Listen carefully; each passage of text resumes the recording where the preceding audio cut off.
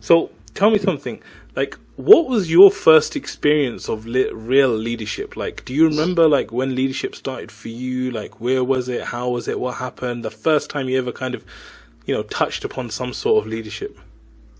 Yeah, to be honest, I think generally I didn't wake up to the idea until very late. And there was an incident one time where I returned back from a business trip and I had someone who was working with me. Basically, things didn't go according to plan. I asked for something that didn't get it back the way I expected, and so on. And then I realized, you know what?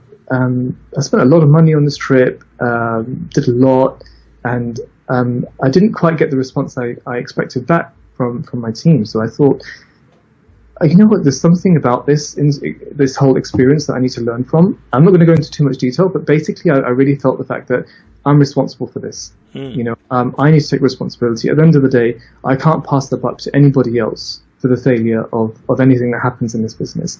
I need to take that on my own shoulders. And I remember sort of almost changing my identity at that point. I remember I became this very sort of authoritative person almost, overnight. It was like, what's going on? Are you going to take responsibility for this business or not? Are you really true to its aims? Do you really want it to succeed or not? And it was a very kind of, I was questioning myself in that form, and I remember it very vividly, and I really felt, okay, that's the first time where I felt it was a real wake-up call to say, you've really got to want this. Are you in it just for the ride, or are you in it to really take this somewhere? And it was a very poignant question asked at the time, and that was the first wake-up call I remember.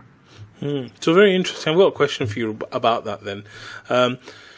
It's very natural for us when we have a failure and things go wrong to look for someone to blame, right? So, you mentioned it didn't go so well. It would be very easy for you to blame that team member. Like, what was it that made you kind of reflect and like kind of call to yourself rather than saying, well, that guy, he's a loser, he just messed up?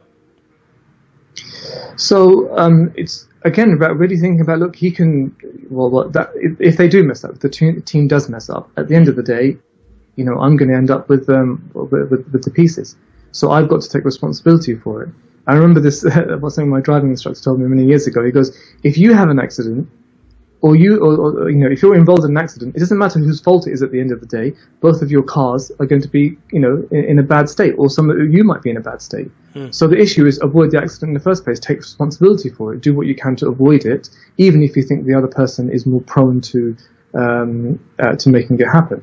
So, and that's really what it was about. It doesn't matter about where the responsibility. It doesn't matter about the specifics of the mistake.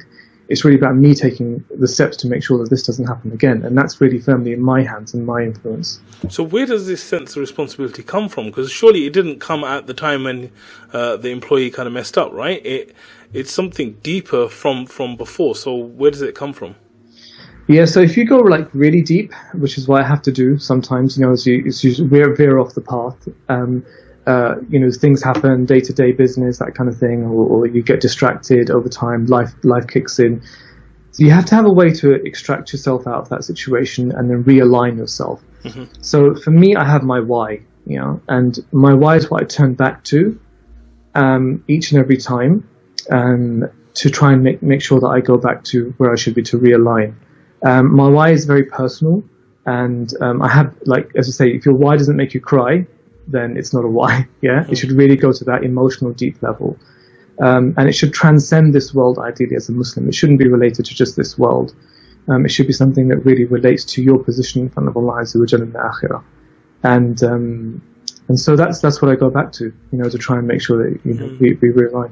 So I'm not going to ask you your why, because you just said it's very personal, right? But